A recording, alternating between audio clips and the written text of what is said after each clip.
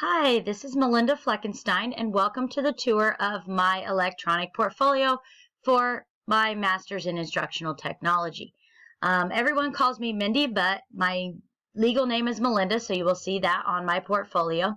I began the MIT program in the summer of 2016. I am definitely ready to be finished. It's taken me quite a while, but I've only done one course at a time just to know that I could definitely gain as much information from each course as possible. So this page here gives you a little bit about myself, about my family, as well as the goals and where I see myself in the next few years. I see myself continuing to teach science at Golden Plains High School and eventually working into a technology coach. From there, then, we can go and look at my technology philosophy. With my technology philosophy, I have taken this to mean what I feel as important in using technology in the classroom. I feel that technology allows us as teachers to really personalize learning for kids, and that's what I enjoy being able to do. I can individualize lessons. I know I teach at a small school, but being able to use technology allows me to integrate that and to personalize those lessons even more. In my leadership philosophy, I take on the idea of that there is no I in team. I feel that as an important leader, that you work together, that you develop trust within your individuals that you lead. And as a technology individual, I feel that that's important. I need to be able to demonstrate that I know the material before showing it to others. The third thing under candidate info is my resume. I really struggled when I developed my resume. This was the first thing that really, in development, I had to really work at. I haven't developed a resume in quite a few years. I've been at my same position. I haven't needed to develop a resume. I'm glad that we had to in here because I did learn a lot, and I felt that this is something I can incorporate and build from, as really the only resume that I had before this was my initial resume to begin my job teaching. So I thought this was a very big part and important to me as I developed it. So as I stated, I did struggle with developing the resume. I also struggled to get started with my professional development plan. Once I got going on it, I actually truly enjoyed making it, and it really came together. I worked with a few other individuals in my district, and we found out that we need some serious work on our overall professional development plan. So I decided to take this in a direction that this is something with technology that we could incorporate into our plan. I learned a lot as I developed this, and as you look through it, I did use some other schools' professional development plans as well as the one that we do have in my district that is pretty old, but we are going to work to update that. That is one of our goals this next year, that I'm going to work with our new administration, and we are going to really try to develop and improve our professional development plan. So I did and truly enjoy this part of our electronic portfolio. Now we have my activity evidence, kind of gives a little bit about me.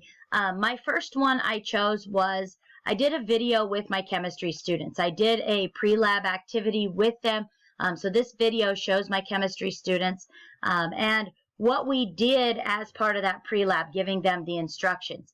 My presentation, I took in a little bit different direction. I included 3 different things. I have my students sometimes will make an infographic, or I have made an infographic. Here's a short video on lab safety, as well as a lab safety quiz that my students complete each year. The article that I chose to review here deals with a virtual lab. With students becoming more virtual last spring and a little bit sometimes throughout this year, I've had to incorporate more virtual labs.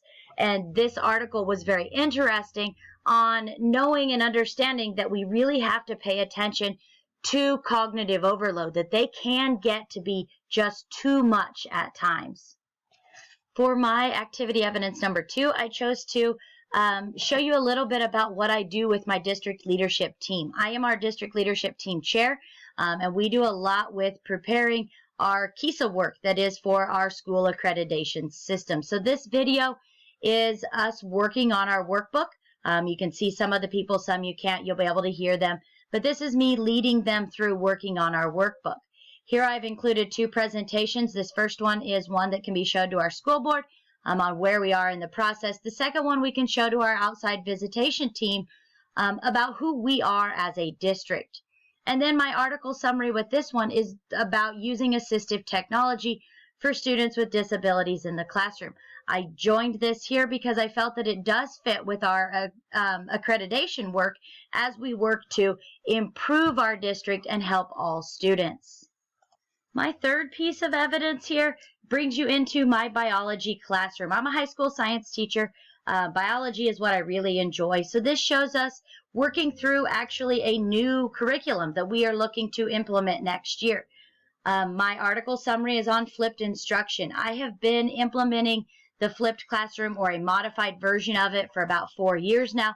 So it's always interesting to read more and learn what others are finding from that.